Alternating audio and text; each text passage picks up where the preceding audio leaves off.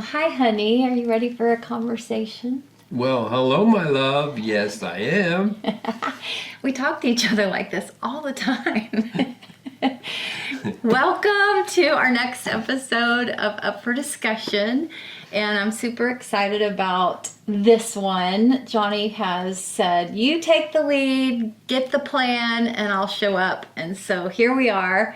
And I am going to interview my favorite person in the world, Oh, wow. my Mr. Wonderful.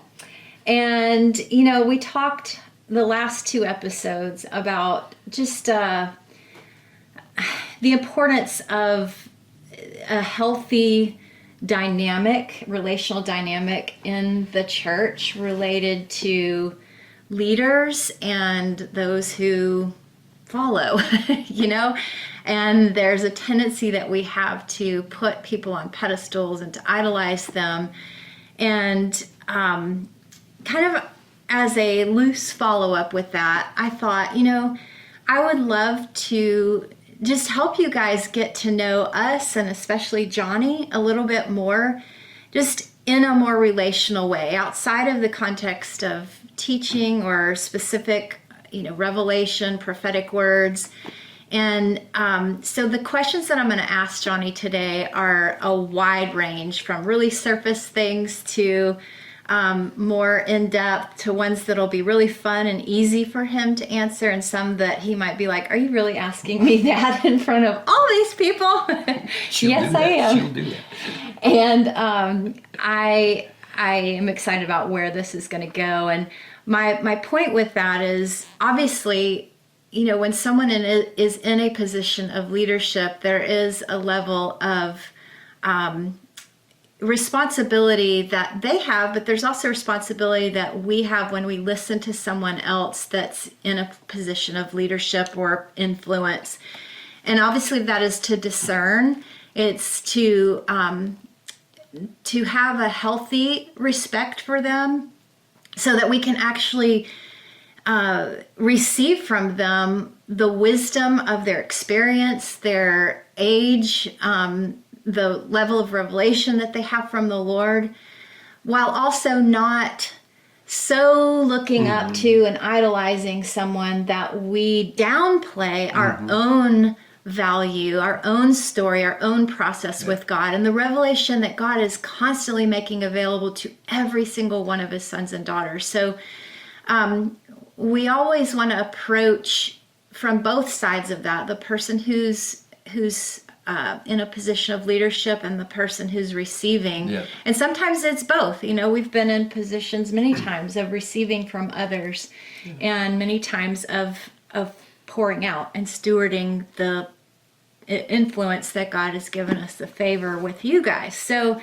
as an attempt to kind of be raw and honest about some different things, these questions are for you. All righty. All right, so we're going to start with an easy one that I knew would get you talking, and that you are a storyteller. I love that about you. You always have been, and that has always helped me to feel closer to you, because I feel like you let me in on things that you remember about your childhood, and I know that not all men are like that.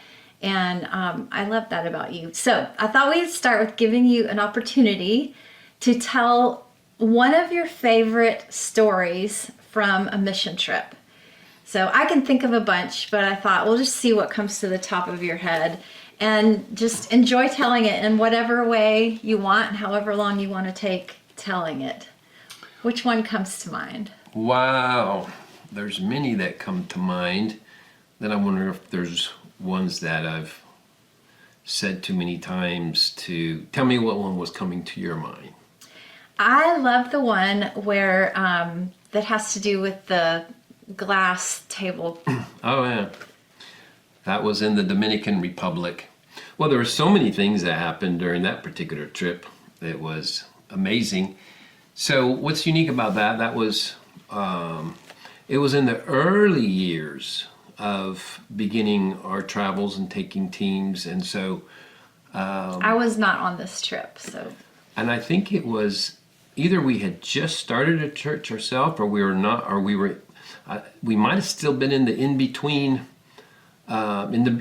stage where I was a paint contractor and didn't have a church. And so you are looking for the Lord to kind of affirm you in different ways. And so I remember what happened right before then. This was in the Dominican Republic. And so the pastor of the church, very large church, significant ministry. And so, we're coming in as a little bit the greenhorns in some way. And so, but the first night he asked me, he's like, could you pray for my father-in-law? He's really been struggling with an attack on his mind, his brain, his mind. I'm not sure exactly what it was. And so I said, sure. And so I had two of the guys with me, and I actually heard in the background from real far, I heard a lightning, the sound of lightning. And so I said, yes, Lord, I ask that your lightning be sent and deal with this attack that's come against his mind right now. And it was more just triggered in the instant. I surely wasn't expecting what actually happened at that moment, which was there was a bang, loud bang. It blew the power where we're at, and You were in their home, right? We were in their home, Yeah. knocked out the battery, and so even the backup, they have a backup battery for things when those things happen. And it was like, so I did all that in Spanish. So the two guys that were Mickey and David, who were with me, said, what did you pray? Well, I asked the Lord to send his lightning against this thing that was attacking him. And it was like, whoa, okay. So the pastor knew about that. And then this particular day, the event you're talking about, we're sitting at their dining room table, and it's thick glass all the way, I don't know, maybe a 10-foot, might have been bigger than that. Yeah, really nice, like beveled glass table. Very solid, very thick. And so we were meeting with his leaders. I was sitting across from him, and he was just asking what I was, picking up for his leadership, his church, and all that. And I said, well, I really think that you have success. You have obviously a large church, but I do think there's a different way that the Lord is looking for things to happen from here out. It's like I said, it's just like there's a different table he's setting. And right when I said that, we were both in the middle, like there was a crack that went right down the middle of the glass table between he and I. And I was like, well, you didn't have to explain or anything. It's like for them then to figure out what would it be like to prepare the table of the Lord in a different way.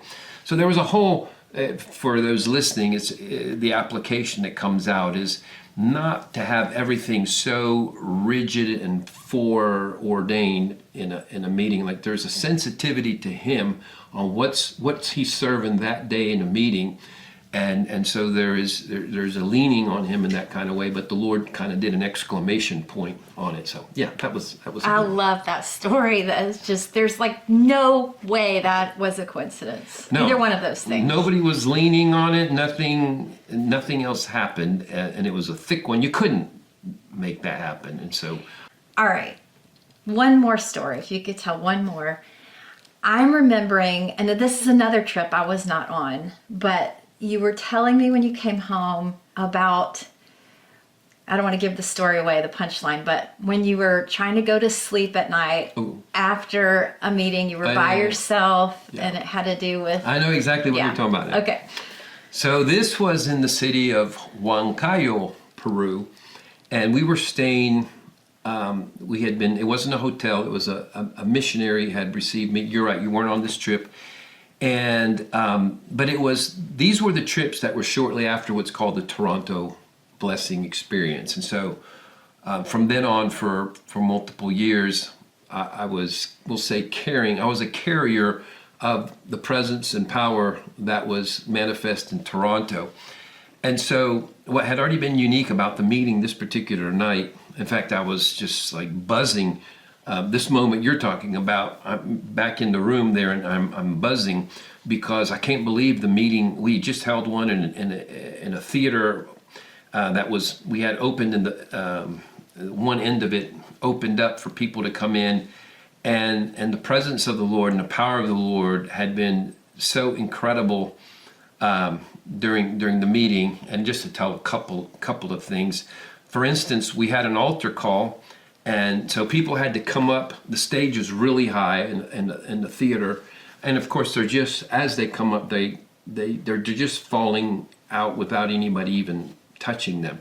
So, but the meetings is over. This is just ministry time, and all of a sudden, is like 9 or 10 men that had just been outside came, young men.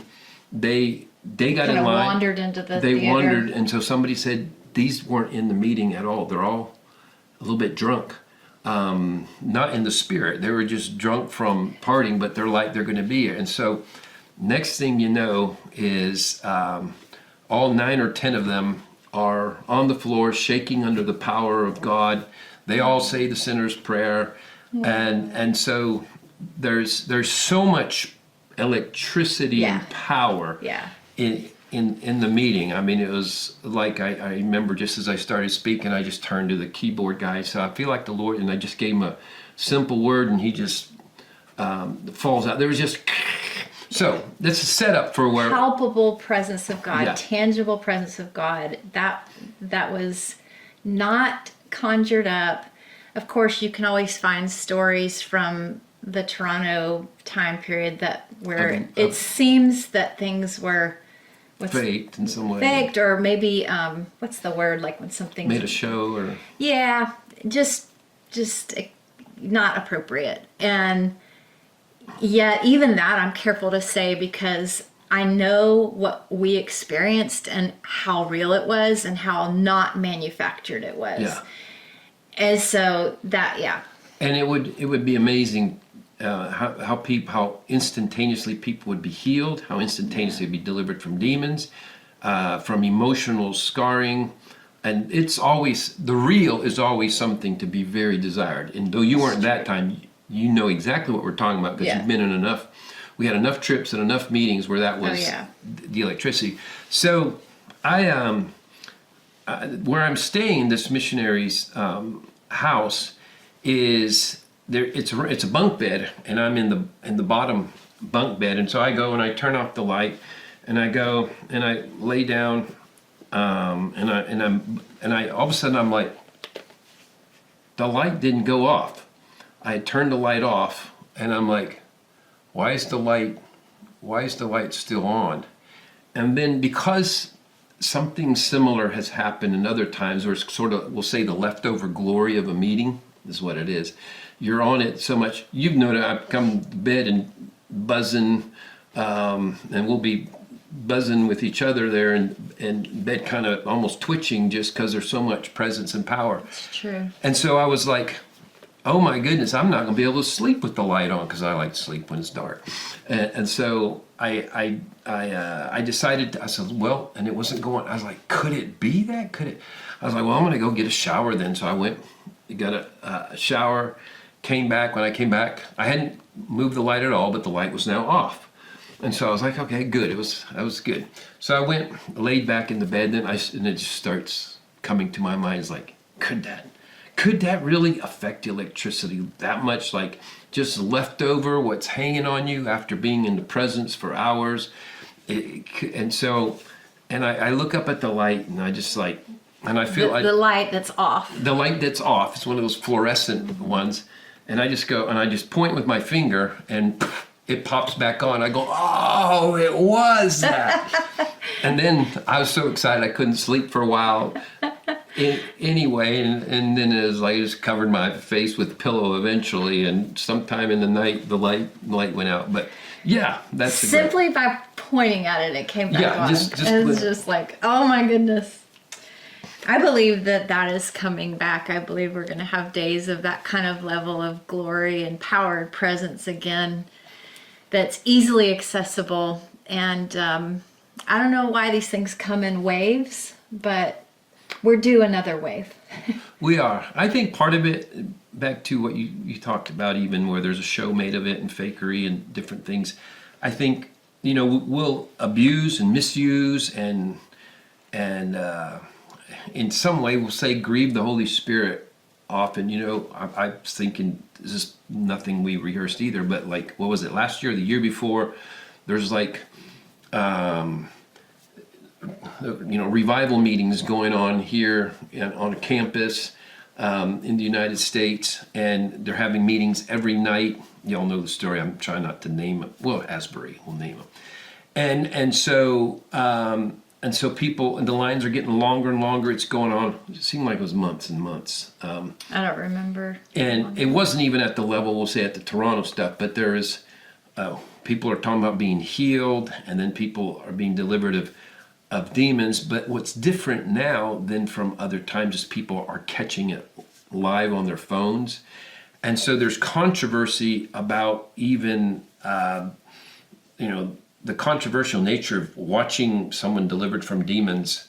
It's unnerving if you're not used to it and you don't know about it, but it establishes the fact that it's true and real and what's happening. And I think that university, and there's other places, are Asbury Theological Seminary, maybe what it is, I'm not sure it's even, we consider it a college or university. But there comes a time where you say, man, this is just too hard to manage, too hard to pastor. And so you shut it down. And we understand there's a practical part. It was interrupting the school cycle and all that. But it's like been 2 years now. You're like, man, that might not have been a bad thing if that had kept generating. It's up for debate. But between doing things like then when the power's not there at that level, faking and making people, that was the courtesy drops that people that were touched by Toronto, they kind of.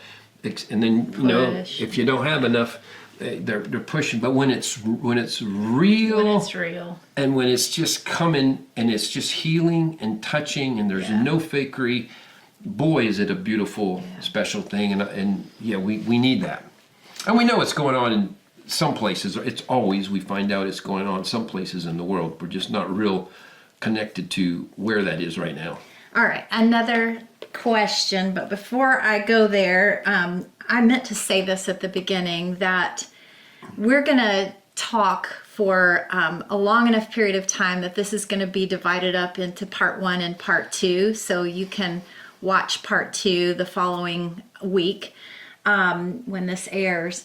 But I wanted to let people know that after I ask some general questions, then the second half of it, we're going to focus in more on questions related to the younger end of our generation. And I think for those of us that are older, it's just good for us to think about and hear some wisdom related to them. But specifically, the questions are going to target kind of our adult kids' age range and things that I want to draw out of him that would be good for that generation to hear, encouraging. And all right, next question.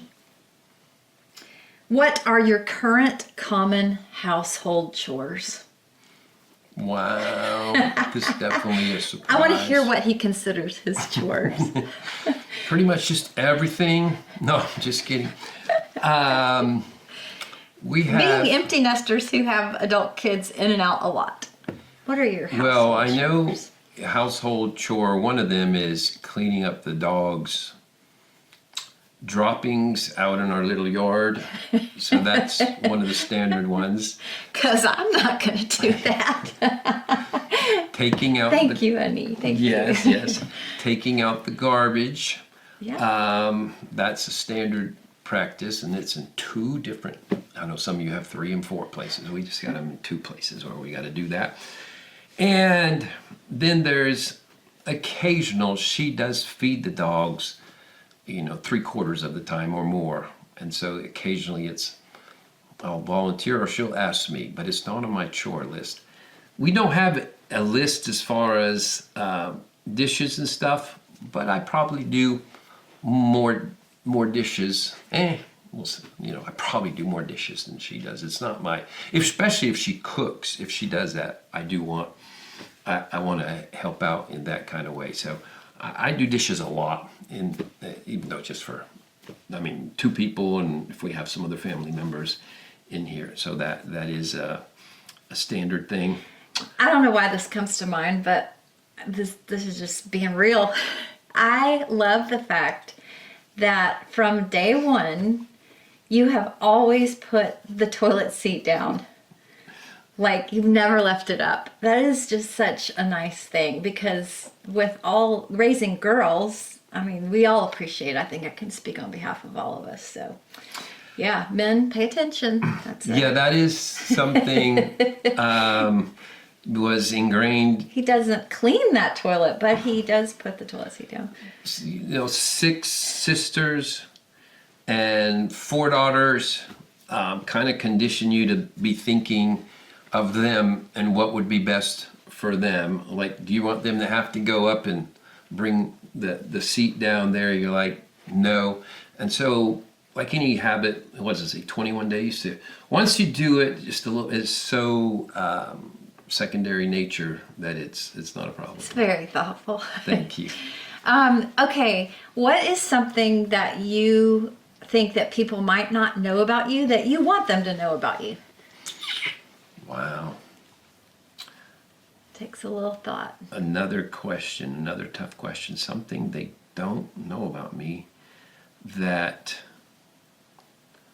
I would think they would want to know about me. That's a tough one. That's really a tough one. They may not know. I don't really think they want to know this either, but soccer was my first passion. Playing soccer for years. My passion, my goal was, I'm going to play professional soccer, and we were, of course, I was born and raised in Peru, South America, on the mission field. So I played in the streets of Peru, and was considered even very good by their standards, which at the time Peru was way ahead of the United States. Things have changed. Things have changed now. So anyway, I have a love for sports in general. Yeah. And soccer has been a primary passion. So. Okay, back to another more serious type question.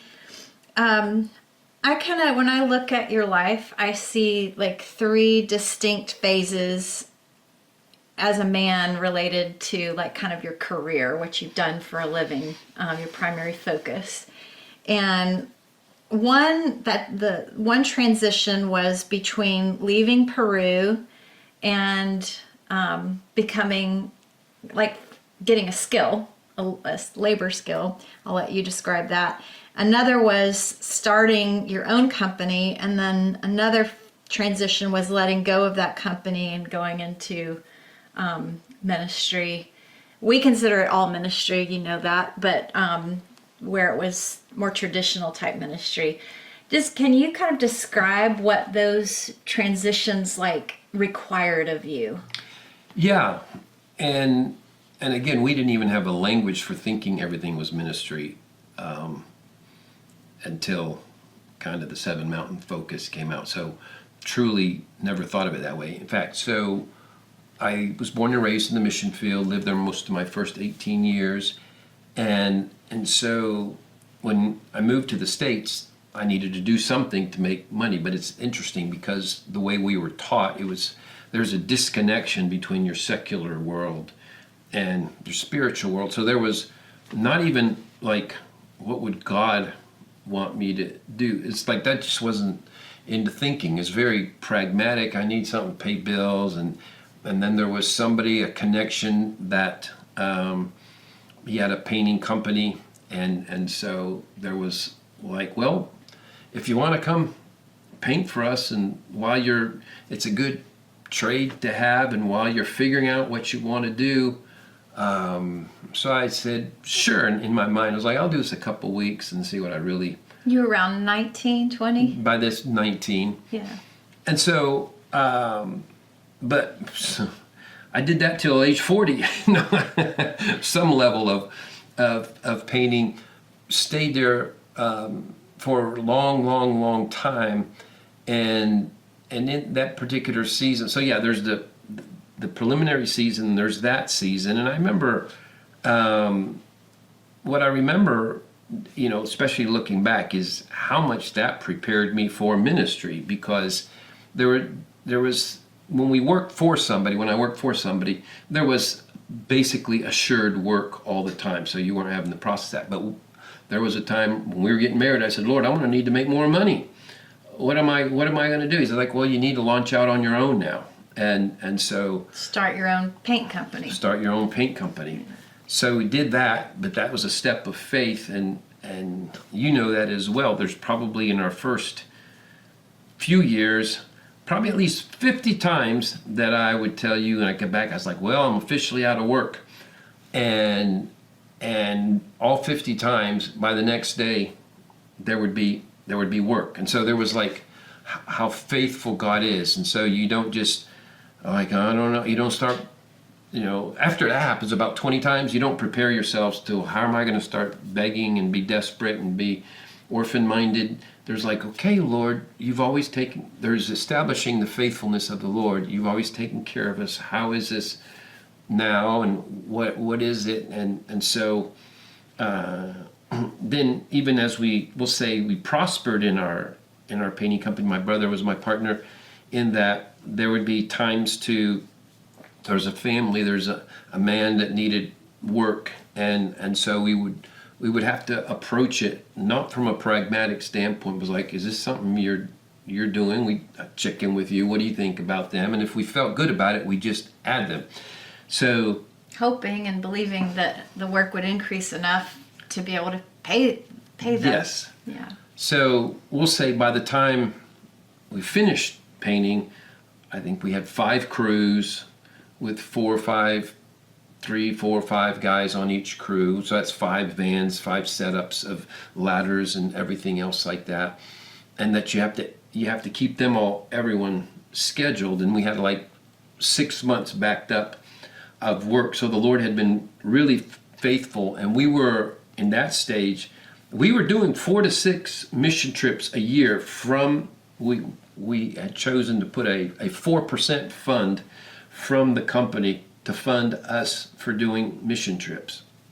So we were paying for our mission trips, and it's not like painting houses is something people try to lock in as the ideal employment career for this type of thing. But the Lord really prospered us. But there really was from day-to-day decisions, like we need our pressure washer burn out, we need another one, and Lord, we need an extra $1,200 to come in this week in order for us to be able to do that, and then it's there.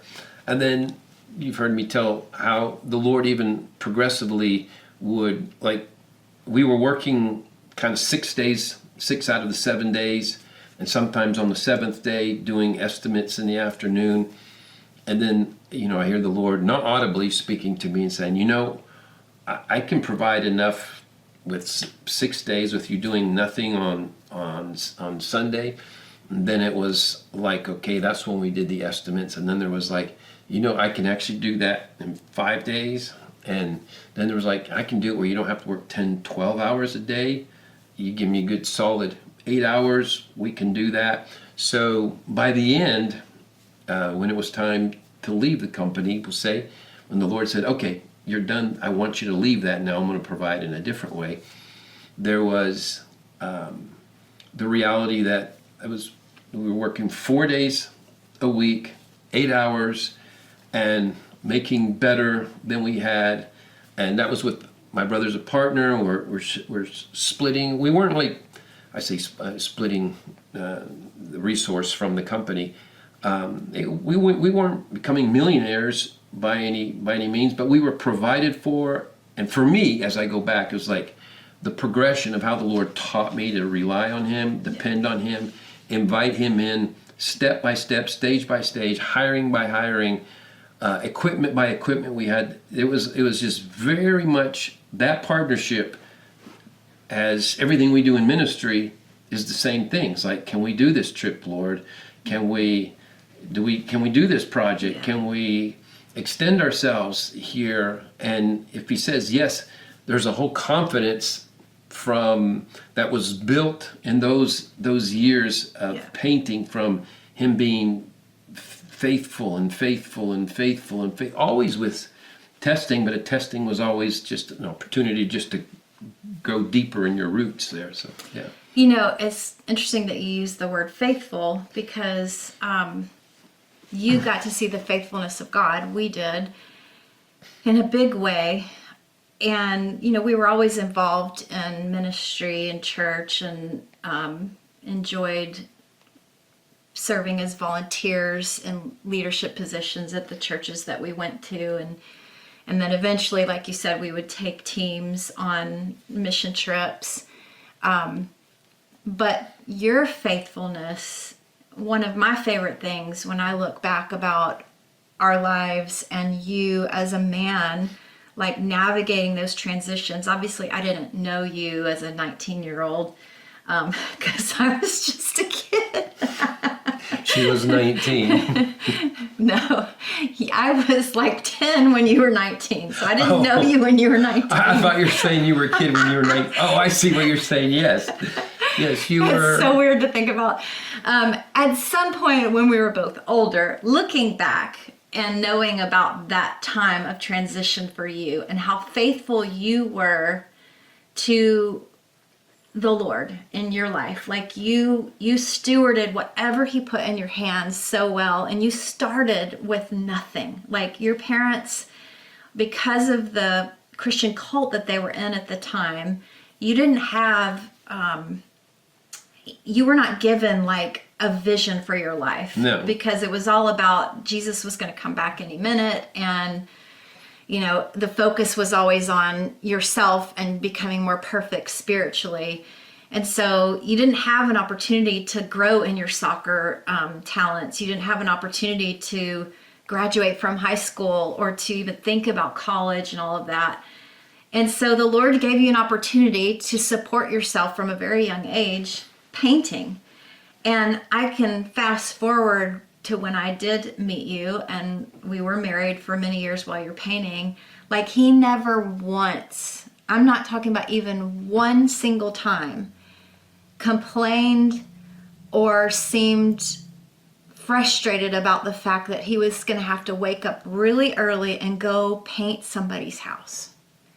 Like even in the heat of summer and climbing up and down ladders, and as the company grew and you hired these employees, some of them were family members, nephews and nieces. Some of them were, like you said, people that we just met that needed employment. And all of that management came with its own opportunities to serve and get to know and hear their stories and get involved in their lives. It wasn't just some clean-cut management position. Like No. You and Danny, your brother, were involved in the nitty-gritty of their lives and truly discipled them. And even though you didn't have a revelation at this time of like your work is your ministry, your work was your ministry. And you did everything from the way that you kept the books and you paid the taxes and you treated the customers, and your work ethic and your contentment and your joy in doing what you did, and the way that you interacted with your employees and took care of them and did so many special things for them. All of that was your ministry, and you did it with so much excellence. And like I just sense the pleasure of the Father over you in that. And I just feel like, all of us, whatever it is whatever the stage we're in of life and whatever God has put in our hands to do at this time, there's something so important about being faithful and being a good steward of that time. Yeah. And not even for the point of what could this grow into and turn into. Right. And I also love what it tells me about the Lord, is that even though you didn't have vision for your life beyond that, your commitment and your love for him and his kingdom, Yeah. in that place of simplicity, and what you did every day for work Yeah. was so real that God took that and he had a vision for your future that was different than what you were doing. And he plucked you out of that, and it would take too long to go into how all of that unfolded, but it did unfold in a way Yeah. that we couldn't miss it, you know. So I No, love let me that. add. No, that's very. Thank you for saying no. There's, as I go back and think about all the things, it's basically Danny and I, my brother and I, we'd have to get into agreement about procedures and percentages and everything, and then we had our nephews and friends of nephews that were working for us, and these would be young men who are 19, 18, 19, 20, 21s, and we would have multiple discussions on how we would encourage them to start becoming responsible, because we'd have ones that, like, they just wanted to pay their bills, and so you couldn't get like 20 hours a week from them, and we needed them for more, but we would try everything. Teach them balance. Teach them is, we would offer them jobs that would make them more money on the weekends if they would give us at least 30 hours Gotcha. during the week. And then we figured out commission motivated them better. It was like, okay, 50% of the total here will go towards the labor. Mm-hmm. And so you'll get a minimum. This is your hourly minimum, mm-hmm. And so just having to, in a practical way, think win-win for everybody there, uh-huh. disciple them in that kind of way, was an important part of the process, because we really did want everybody. We wanted everybody to prosper the best that they could, and then we watched. I'll just throw this in, kind of, I say a free part, but it's like, there would just be this thing with young men, especially. It's like they didn't really care, and they're 20 and 21, 20. It hits them at different, but all of a sudden, like 22, 23, 24, there would be this thing of, I'm not going anywhere in life. It would hit them that they are just going through life and they're not preparing themselves for marriage, next stage, whatever. And all of a sudden they're like, I want to work more. Can I work more hours? Can I work weekends? And these same guys that you couldn't get 20 or 30 hours from, some new adjustment just took place internally, and they would want 50 and 60 hours, and they now wanted to do something. So we knew part of it, you watched it and it's coming as well, but you don't know what's going to turn that switch on, and it wasn't the same for everybody. But there's something good about, for young people listening, there's something good about giving yourself to being diligent at work in those early years, but that's for another conversation. True.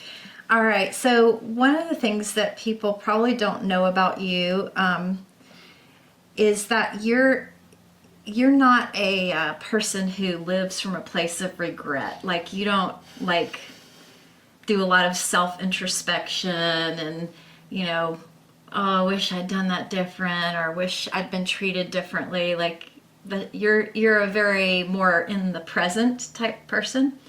But I'm going to ask you to do a little bit of looking back. Okay.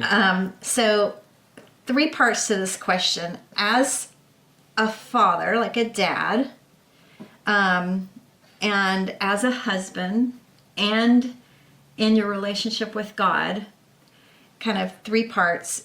What is something that you wish you could tell your younger self? So what is something you wish you could tell your younger self as a dad, a young dad, as a young husband, and as a young follower of Christ?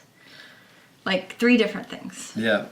Well, you might have to remind me of the 3. But there is definitely, you're right. I'm simultaneously not one who's going through a lot of regret, but to say that you wouldn't do anything different in all 3 areas, definitely there would be doing something different. And I volunteer this part is, I've always thought it's just amazing how the Lord, when we're at our this is overstating, I know, youngest and dumbest is when we make all our biggest decisions, like getting married, direction for what career, and all this. Like, we finally have some wisdom later, and by then you say it's too late. Is your younger you that made those decisions, and you're like, boy, I wish I could have told my younger me something. So the very thing you're asking, and I think if we start with relationship with the Lord. It doesn't even have to be something that you would have done different, but what would you, if you could tell your younger self something related to the Lord, what would you tell yourself? Well, I think, I knew about being tested, and we were taught even to embrace tests, but that He is willing for you to experience more tests and pain than you imagine. And so the first time it kind of crosses that comfortable line, because you're used to, this is a test. And then there's like, this is a big test. And that really, once you have family, when you have your kids are sick or something, you have to take them to the hospital, and there's serious matters at hand, all of a sudden there's like, wow, I thought my Christianity was going to protect me from this type of trial and pain. And it's not. So that's one of the biggest surprises, is you have to process through that. You know about that fully well as well. And so that is, I don't know how you prepare yourself for that, because you don't want to tell yourself when you're young, on the one hand, listen, there's going to be some really painful things that make you wonder where God is, or you just experience it. But I suppose there's something you could tell your younger self, is like, there are going to be some testings that are more than you bargained for, more than you thought, but He is not going to test you more. Biblically it tells us that He will not give us a test greater than what we can bear. We're just surprised at how much He thinks we can we can bear. So that's one there. As a husband, there is kind of absolute cluelessness on how to be a husband. So that's an entire.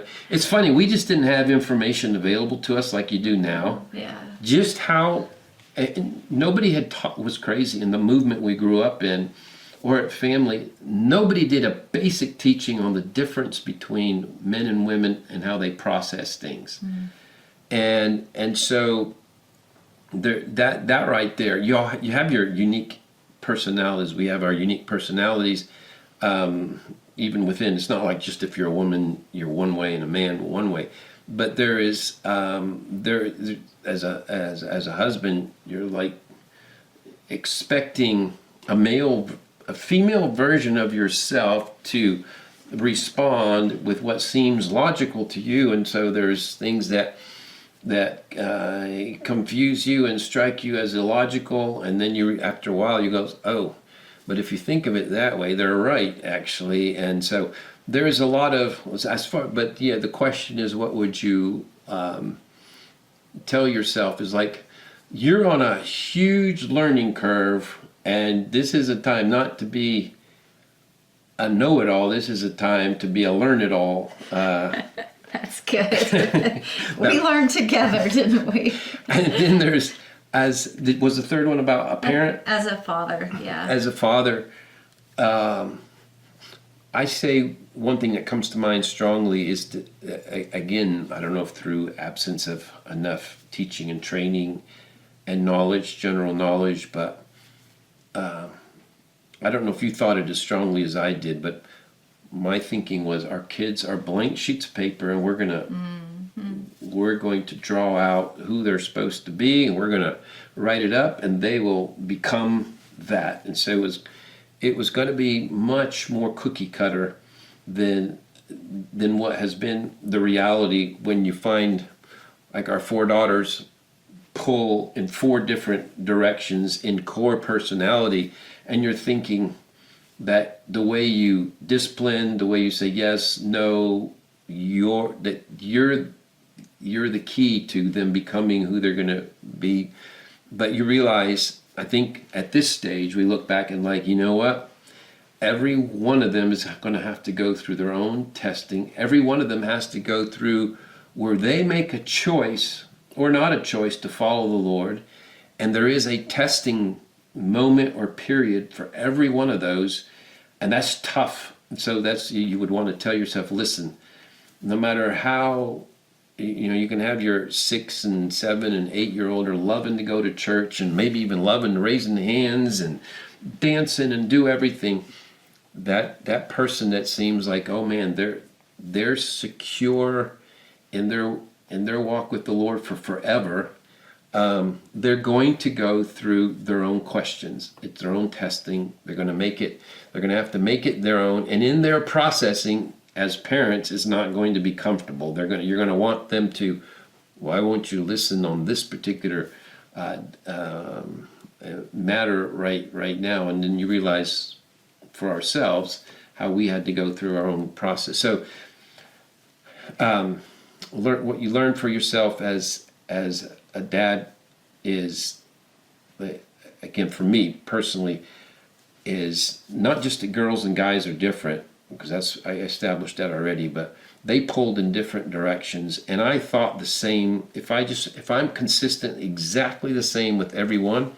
Now this goes to, kind of strikes me as a moment of a learned wisdom, is that they're so, like, I won't say their names, but one of our daughters is much more sensitive. So you don't need to say things as strongly. There really is, you realize how the Lord has to deal with us. It's like He knows our wiring, how we're made differently. And so some respond better to this, some respond better to that, some respond this way. And so that there is a real personalization of relationship, how the Lord deals with each and every one of us.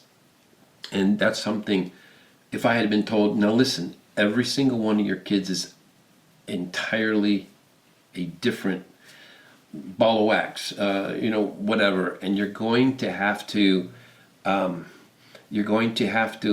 each one to be who they are, and you're going to have to be sensitive. If you're overdoing something, some need a lot of verbal, if it's not becoming clear, need a lot of verbal affirmation frequently. Another one, or the same one, might need a whole lot of physical affirmation. Affection. We know affection. We've again learned the 5 love languages, and so there's they have different love languages and sensitivities, and so that gives you more opportunity to, on a personalized way, to ask the Lord for help and more help and more help. But all that is, you at this stage you realize, boy, did we not know much as husbands? Did we not know much as dads? Did we not know that much about, we were a little familiar with God as well. So those are 3 things. I love how he says we when he means him, because he's so used to doing that. I think preachers do that because they don't want to talk so much about themselves. So it's like we. We, me, myself, and I. I'm now so complex, I have a multiple personality. Okay, let's go to a surface question. What is one of your current favorite ways to have downtime? Like, just when you just want to totally rest, chill. What's fun for you? Sort of, besides spending time with me, of course. Yes, let the cat out of the bag. That wouldn't be his downtime, actually. He laughs. There's good. I'm like, we do have good downtime too, but there's on time and downtime. Yeah. So, but yeah, just I've been doing a lot of things, a lot of ministry things, a lot of interacting with people. Back to the soccer thing, watching a soccer game. Yeah. Still love it. Still, that will. What's your favorite soccer team? Barcelona of Spain. That's been for decades. There was, when we lived in Peru, they had one of the Peruvian stars made it to Barcelona, which is one of the top 2-3 teams in the world. It has been ever since then. And of course, where Argentinian superstar Leo Messi was for many years as well. And so there's a joy at watching at watching soccer, and even though all sports, I don't watch as.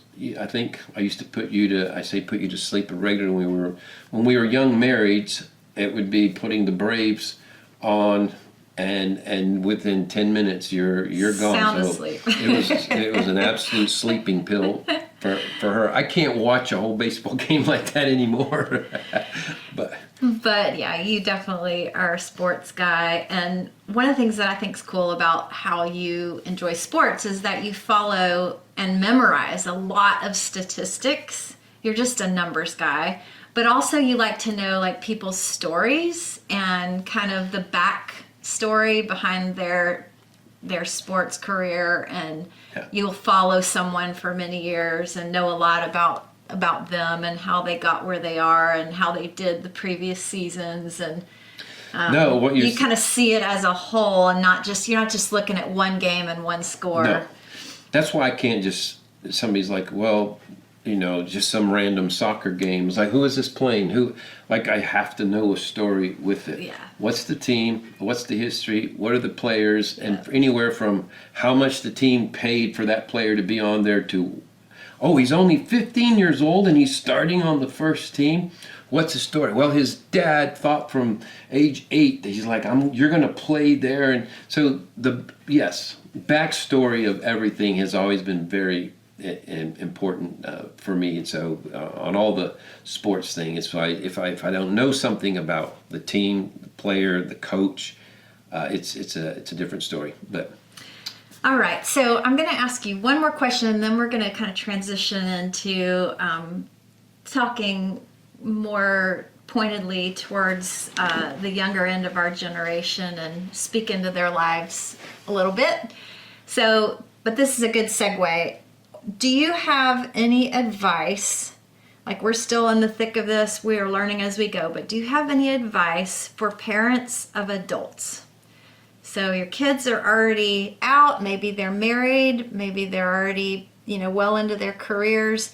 We have 3 of our 5 kids work with us, so we interact with them almost daily, and 2 of their spouses. And then we have 2 other of our kids that we don't work with, but we interact with quite often as well. And they're both married. And we have 3 grandkids right now. And so, advice that you might have for parents of adult kids. well, just for adult kids in general, or for adult kids that may not be going in the direction they wanted him to go to. All of it, Well, back to a point I was making a little earlier, everyone does have to make their own choice. So it doesn't mean, there's a reality you probably picked up from our conversation, that I was not the perfect dad, even the perfect seeker of God, or the perfect husband. Having said that, I had a lot of character markings that were good. It wasn't like, when I say I was imperfect, I wasn't abusive. Getting Yeah. drunk and putting kids or wife under duress and all that. But that's not the only ways to mess up. You can just not be sensitive in the way you're supposed to. So, as I'm connecting to the question Elizabeth's asking, I'm aware there's parents. We've heard from so many parents, you and me, that anywhere from recently we've heard somebody that their kid committed suicide, and they love the Lord, and they've loved the Lord for decades, and it's like you feel like that's something you should never face if you're a parent, or you've loved the Lord forever, and you've been a good Christian couple for forever, but you have a son or daughter not serving the Lord or going in the total opposite direction. And I think the number one thing parents will feel from that is blame, guilt, because of that. And again, you could say some measure of it is justified because to the degree a parent was abusive or whatever, that's a part of it. But there is the reality that even if you do everything perfectly, nobody does, but even if someone could. even if someone theoretically could do it perfectly, people make their own choices, and they have to, it's not easy. The scripture talks about work out your own salvation with fear and trembling. So you're like, why, work out? Yeah, it's not easy, this whole picture of trusting God and then going through the questions. Do I believe what I believe just because my parents told me? Or do I believe because that's what I found to be true? And so then you have to allow your kids the process. And again, depending on what age you are, some of you're saying, no, my kids are 40 years old now, and I know they're not like 20-year-olds, because different process. 20-year-olds can think like they know everything, but by their 28, 29, they're like, okay, you're smarter than I thought. When they think about parents. So, I say give yourself grace, give yourself a break, understand. If you look at Jesus, who's God in the flesh, who came and chose 12, and he handpicked 12 humans, and he's God, and one of them out and out betrayed him, and the others all ran off and abandoned him on the night of his challenge. And you're like, if God handpicking ones and then investing in them for 3 years with his teaching and power and the perfect model couldn't produce perfection there, then that's likely to be, an example for us. There's not automatic good that's going to come just because even we've done things basically right. So it's give yourself a break in that way. Continue to be hopeful for your kids. Continue to, I think, important thing we've learned is that whatever stage they're at, whatever stage of processing life and truth, that, I think those are questions we ask early on. As soon as someone's not doing exactly the way you want it to be done, you're like, okay, do we withhold love as a motivator? Do we withhold, do we say you can't come to the house until, and again, depending on what matter you're talking about, we understand there are times where you have to say you can't come to the house unless this. And there could be, various stages of drug abuse and drug usage, and you have a history of multiple times they've come back and just stolen stuff from the house and moved. I'm not saying you automatically therefore shut the house to them. I'm just saying it's tough. It can be tough on those. But for us, what I think what you and I learned, Elizabeth, is that we have to keep the love channels open no matter what. And so that we have to, again, even if you put boundaries, we're not going to allow this, but we do love you, we're for you. And it's after you face, you kind of can twist wrong scriptures of Paul, of if someone's a sinner in the church, let them be, less than an infidel, a sinner, They apply that to their adult kids. Shunning is the word I'm looking at. Yeah. Like some groups as well. Shunning is a big part of, is like, no, shun them into the kingdom. And like, you're not going to shun anybody into the kingdom. So you want to give them the grace as well to wrestle and process the things they have to with the Lord, and be the hopeful parent, be the one with the hopeful eyes and the hopeful perception towards them that they will come back, as you'll pray and believe in that direction. But if the question helps you any, that it's not easy, and if you've struggled, just know that this is, I'll say, even across the board, all ministry couples and families that we know, many who would be well-known leaders that we could say their names, more than some of them about, but some it's like it's 90-something percentile that have, it's not just been the smoothest transition of their kids raise up in the fear and admonition of God and become brilliant lights for God and carry it to the next level. There is challenge in it. So